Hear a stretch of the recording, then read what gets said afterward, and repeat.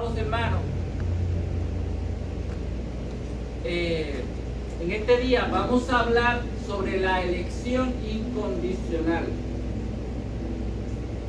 Pero, ¿qué es la elección incondicional? Tal y como nosotros creemos en ella. Primeramente vamos a orar, ¿sí? Amado Dios, Padre y Señor de nuestra vida, te damos gracias. Gracias por tu amor, gracias por tu bendición. Gracias, oh Dios, porque tú nos permites estar aquí para poder explicar tus cosas, para poder, Señor, conocerte más y saber que tú estás presente en medio de cada uno de nosotros. Que tú eres el Dios soberano, que todo lo puede, todo lo hace para la gloria de su nombre. Te pedimos, Señor, en esta hora que tú bendigas a cada hermano, a cada hermanita, que las personas que vengan en camino, tú apresures sus pasos para que juntos podamos estar aquí, disfrutando de tu palabra, disfrutando de tu presencia. En el nombre de Cristo Jesús, todos dicen amén. Amén. Muy bien, para nosotros poder entender bien lo que es la elección incondicional, tenemos que entender qué es la elección condicional, ¿verdad? Y el concepto de la elección condicional se encuentra enmarcado dentro de lo que se conoce en el cristianismo como el arminianismo. El arminianismo no es otra cosa que una serie de doctrinas que están en contraposición de lo que el calvinismo dice. ¿Quién tiene la razón? Pues yo creo que debemos ir a la Biblia para saber si Dios elige las personas condicionalmente o las elige incondicionalmente. Vamos a leer primero qué dice la elección condicional dentro de la rama del arminianismo. Dice así, escuchen bien, el que Dios, dice el arminiano, el que Dios haya escogido a ciertos individuos para salvación antes de la fundación del mundo, se debe al hecho de que Dios vio de antemano que dichos individuos habrían de responder a su llamado. Es por eso que es condicionada la elección, según ellos. Las obras futuras de dichos individuos determinan, por tanto, la elección. La fe que Dios vio de antemano, sobre la cual basó su elección, no fue impartida por el Espíritu Santo, sino que surgió de la voluntad del hombre mismo. Pertenece al hombre, por tanto, la prerrogativa de quién ha de creer y quién ha de ser escogido para salvación. Dios escogió solo a aquellos que él sabía que habrían de escoger a Cristo, y no la elección del pecador por parte de Dios. Ahora, ¿qué dice la elección incondicional que nosotros creemos? Dice, el que Dios haya escogido a ciertos individuos para salvación antes de la fundación del mundo, se debe únicamente a su voluntad soberana. Su elección de ciertos pecadores no está basada en un conocimiento previo de una respuesta o acto de obediencia, tales como la fe o el arrepentimiento, por parte de los pecadores. Al contrario, Dios es el que da la fe y el arrepentimiento a cada persona elegida. Dichas obras son el resultado, no la causa de la elección divina. La elección, por tanto, no está determinada ni condicionada por virtud alguna u obra meritoria prevista por Dios en el hombre. aquellos a quienes Dios ha elegido en su soberanía son movidos por el Espíritu Santo a aceptar a Cristo. Por tanto, la causa fundamental de la salvación no es la decisión del pecador de aceptar a Cristo, sino la elección del pecador por parte de Dios. O sea, son dos conceptos diferentes. Ahora, yo voy a decirle lo siguiente. ¿Quién tiene la razón? Para nosotros poder analizar esto, tenemos que mirarlo desde el punto de vista de Dios, como yo les he dicho anteriormente. Tenemos que mirar cómo Dios hace las cosas y no son nuestros sentimientos, no son nuestras emociones las que van a determinar cómo Dios hace las cosas. Siempre les he dicho eso, que Dios es el que pone en nosotros el querer como el hacer. Pero claro, como la cristiandad está dividida en estos dos grandes renglones, yo quiero en esta mañana, a través de la Biblia, buscar aquellos pasajes que nos hablan de la elección. ¿Okay? Así es que vamos entonces a mirar esos pasajes. Tenemos un desafío que tenemos que contestar. Ese desafío es que la elección de Dios es condicional. ¿Okay? La predestinación o elección de Dios sobre quién será salvo es una doctrina bien controversial, créanme. Y José es testigo de esto, ¿verdad? En la actualidad hay muchas personas que nunca han escuchado estos conceptos. Y claro, van a las iglesias y en las iglesias nunca explican esto. Siempre les hablan de un montón de otras cosas, pero no explican a Dios. No explican en su soberanía. Hablan sobre Dios, pero no acerca de Dios mismo. El asunto de la salvación es un asunto serio. Ellos consideran que la elección incondicional es una herejía. Sin embargo, cuando nosotros miramos la historia de San Agustín y los primeros padres de la iglesia ya estaban tratando este tema y decían que Dios nos había escogido, que la elección era incondicional. Hay personas que, claro, cuando oyen estos conceptos y se les habla de calvinismo, ellos rápido lo desechan por completo, pero no se toman el tiempo para estudiarlo. Yo creo que la controversia principal no nace de las interpretaciones, sino más bien de los mismos textos.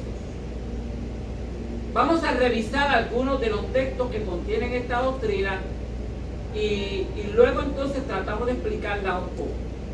En Efesios capítulo 1, versículos 4 al 5, la Biblia nos dice: según nos escogió en Él antes de la fundación del mundo, para que fuésemos santos y sin mancha delante de Él, en amor, habiéndonos predestinado para ser adoptados hijos suyos por medio de Jesucristo, según el puro afecto de su voluntad. En Romanos 8:33, este es un pasaje muy conocido por ustedes, dice: ¿quién acusará a los hijos de Dios? Dios es el que justifica.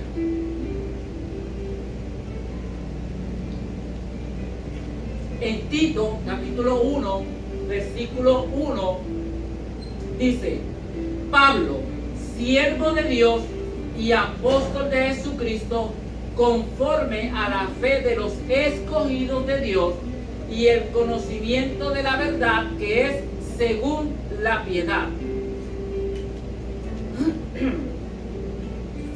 En Lucas 18:7, la Biblia nos dice: ¿y acaso Dios, no hará justicia a sus escogidos que claman a Él día y noche. En Hechos 13:48 hay un pasaje que es sumamente claro. Oiga cómo lo dice. Y creyeron todos los que estaban ordenados para vida eterna. En el Salmo 65:4 la Biblia nos dice: bienaventurado el que tú escogieres y atrajeres a ti. En Marcos 13:27 dice: y juntará a sus escogidos de los cuatro vientos, desde el extremo de la tierra hasta el extremo del cielo. Mateo 22:14 dice: porque muchos son los llamados y pocos los escogidos. En Colosenses 3:12 dice: vestíos pues como escogidos de Dios, santos y amados. En Mateo 24:22 dice: mas por causa de los escogidos aquellos días serán acortados. Segunda de Timoteo capítulo 2 versículo 10 dice: por tanto, todo lo soportó por amor de los escogidos, para que aquellos obtengan salvación. Y Romanos 11:15 dice: así también, aún en este tiempo ha quedado un remanente escogido por gracia. Y un pasaje que todos conocemos y hemos citado muchas veces es Primera de Pedro capítulo 2 versículo 9. Dice: mas vosotros sois linaje escogido, real sacerdocio, nación santa. La doctrina de la predestinación es más clara. Los conceptos de escogidos o predestinados para salvación se repiten constantemente en la Escritura. No existe sombra de duda en las palabras de Jesús ni de los apóstoles al hablar de la elección de Dios para salvación. La Escritura nos revela que Dios, incluso antes de crear el cosmos, el universo, ya había escogido una multitud de hombres y mujeres para ser rescatados del pecado y llevados a la eternidad. Dios es un Dios omnisciente, soberano. Dios sabía desde el principio los eventos futuros. Los conocía desde antes de la fundación del mundo. O sea, yo siempre les he dicho que a Dios nada lo toma por sorpresa. Eso es evidente, porque si lo tomara por sorpresa, Dios dejaría de ser Dios. Pero la creación ya estuvo en la mente de Dios desde antes de la fundación del mundo. Desde antes de la fundación del mundo estaba la caída del hombre. Desde antes de la fundación del mundo, en la mente de Dios estaba todo lo que había de acontecer. Dios conocía también cuán depravado el hombre llegaría a ser. O sea, nada tomó a Dios por sorpresa. Pero, sin embargo, desde antes de la fundación del mundo, nos dice la Biblia, en Efesios 1:4, Dios escogió a un puñado de pecadores para ser redimidos. La palabra iglesia en el griego es eclesia, la pronunciación. Y lo que significa es los llamados fuera o llamados algunos. Yo entiendo que esta doctrina causa cierta desilusión en medio del cristianismo. Yo sé que es así. Porque nosotros no podemos concebir de que Dios tenga un amor especial por algunos, tener piedad solo por unos pocos, mientras que los demás se deban ir al infierno. Para nosotros eso es injusto. Eso es injusto. Pero nosotros tenemos que entender algo, amados. Es que la Biblia nos dice que la paga del pecado es la muerte. Dios fuera injusto si no condenara el pecado. ¿Okay? El problema está en que los estándares de justicia de nosotros nunca se pueden sobreponer a las escrituras. Siempre les he dicho esto. Nosotros tenemos un pensamiento, nosotros vemos que hay una persona que es buena, que hace mucha obra de caridad, etcétera, etcétera, y dice, no, esa persona tiene que ir al cielo, esa persona no puede ir al infierno, ¿verdad? Y lo estamos mirando dentro del plano terrenal, dentro de lo que nosotros creemos. Pero siempre yo les he dicho que usted tiene que mirar las cosas como Dios las ve a través de su palabra revelada. ¿Lo ve? No es lo que nosotros pensemos, es lo que Dios ha dicho. Y muchas de las cosas que Dios ha dicho para nosotros es chocante. Es chocante.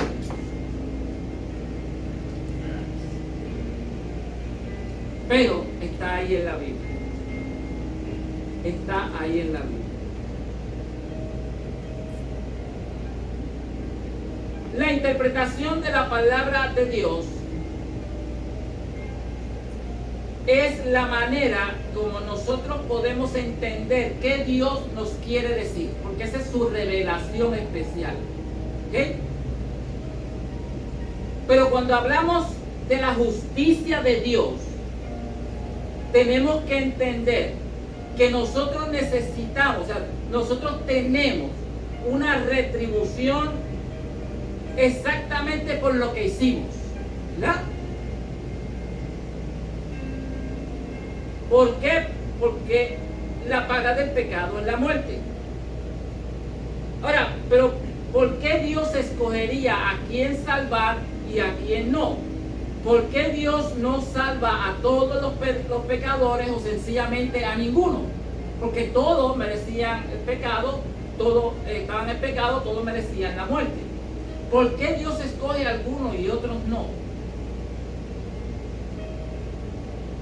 Nos resulta más justo tolerar que Dios nos entregue la última palabra en la salvación de nuestras almas, ignorando en lo absoluto que somos completamente incapaces de escogerle a Él. Antes de que nosotros nos pudiéramos imaginar que Dios ordenó a solo algunos para vida eterna, no habíamos nosotros hecho ni malo ni bueno, y sin embargo Dios nos escogió, ¿verdad? Hablando como dice la Biblia en Romanos 9. Nuestro concepto de la escritura debe ser bíblico, no puede ser cultural. La Biblia no puede ser que le demos una interpretación privada, segunda de Pedro 1:20. No podemos interpretarla de acuerdo a lo que nosotros sentimos. Pero uno de los errores grandes, terribles, que hace que muchas personas ordenen homosexuales y ese tipo de cosas, es porque le están dando una interpretación errada de la Biblia, basada en la cultura. La cultura no debe influenciar en la palabra de Dios, porque Dios está por encima de la cultura. ¿Lo ves? Eso ha creado también un sinnúmero de otras cosas. Por ejemplo, que se le dice a la mujer: no te puedes poner esto, no te puedes poner lo otro, no te puedes poner lo demás porque van para el infierno. ¿Han escuchado eso, verdad que sí? Eso lo que significa es que nosotros agarramos la cultura, ¿verdad?, los conceptos culturales, y le aplicamos los principios a la Biblia, justificamos la cultura con la Biblia, lo cual entendemos que es un concepto errado. Nosotros podemos, aunque nosotros tapemos los oídos, la predestinación está en la Biblia.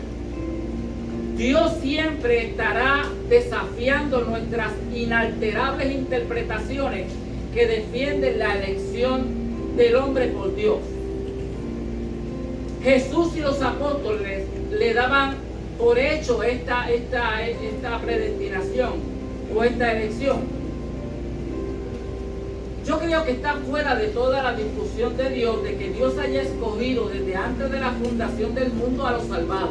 Yo creo que en ese concepto de la elección, yo creo que tanto arminianos como calvinistas estamos de acuerdo y decimos sí, Dios elige los que van a ser salvos. El problema está en la segunda parte, ¿verdad? Básicamente, porque ellos dicen que Dios vio de antemano a aquellos que le iban a creer en Él y por lo tanto Dios los escogió. Pero nosotros decimos no puede ser. Y no puede ser porque el hombre, luego que tuvo la caída, se separó totalmente de Dios. La Biblia dice, porque no hay justo ni aún uno, no hay quien entienda, no hay quien busque a Dios. Todos se desviaron. O sea, la Biblia plantea de que el hombre pecador no quiere tener en cuenta a Dios, no quiere saber de Dios. ¿Okay? Y esto lo encontramos cuando estudiamos Romanos, capítulo 1, versículo 2.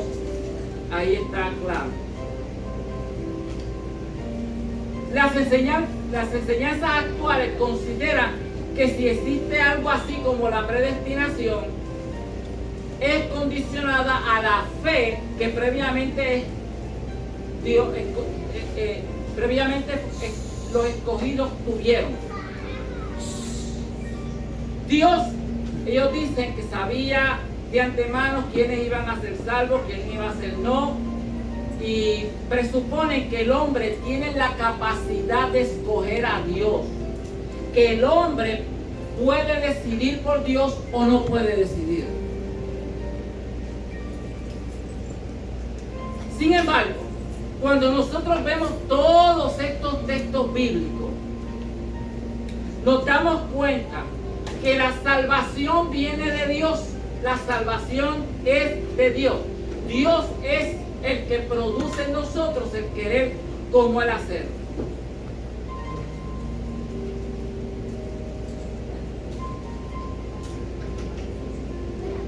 Dios, dice la Biblia, oiga lo que dice la Biblia en Romanos 8:29, dice, porque a los que antes conoció, también los predestinó. Ellos entienden que ahí la palabra conocer quiere decir que Dios sabía de antemano quiénes iban a creer en Él, por tanto los escogió.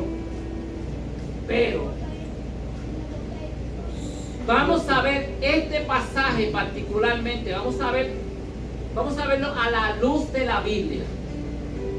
Primeramente, ¿quién fue el que amó primero? ¿El hombre o Dios? Aquí dice que nosotros amamos a Dios. ¿Por qué? ¿Qué? Porque Dios nos amó primero. En Juan 15:16 dice, no me elegiste vosotros a mí, sino que yo os elegí a vosotros y os he puesto para que vayáis y llevéis fruto y vuestro fruto permanezca. Cristo está diciendo, ustedes no me eligieron a mí, yo los elegí a ustedes.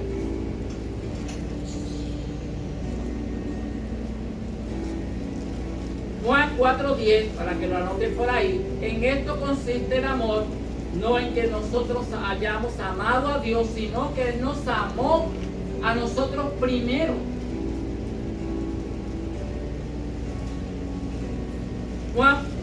Primera de Juan 1:4-19 dice, nosotros le amamos a Él porque Él nos amó primero. El hombre pecador fuera de la vida de Dios no quiere saber de Dios. Es Dios el que tiene que tomar la iniciativa, depositar en el hombre la fe salvadora. para que el hombre entonces pueda creer. Pero para Dios lograr eso, tiene que cambiar el corazón, de un corazón de piedra a un corazón de carne. No hay otra manera. La Biblia dice que estamos muertos en delitos y pecados antes de conocer al Señor. Vamos a buscar el texto ya mismo.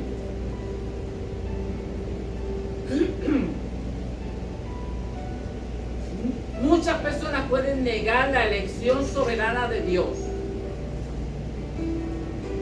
Quizás digan que el amor que menciona Juan no es el mismo amor para escoger una persona para ser salvo. Sin embargo, en la palabra de Dios, los amados pueden ser equivalentes a los escogidos. Notemos por ejemplo, las palabras de Pablo. Dice, en 2 de Tesalonicenses, capítulo 2, versículo 13.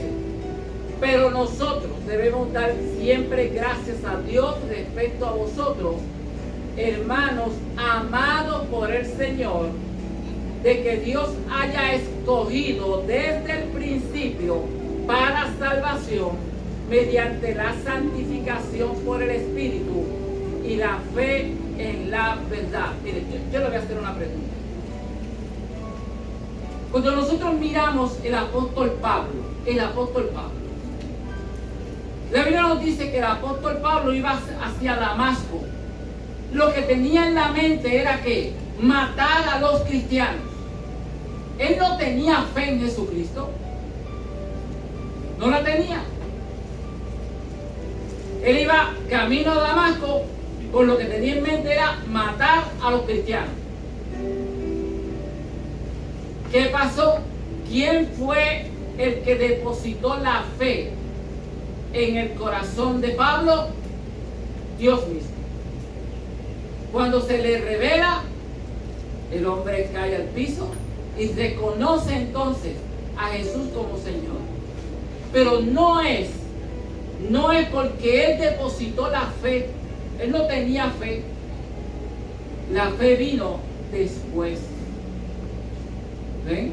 Cuando Jesús le regenera el corazón, le cambia el corazón.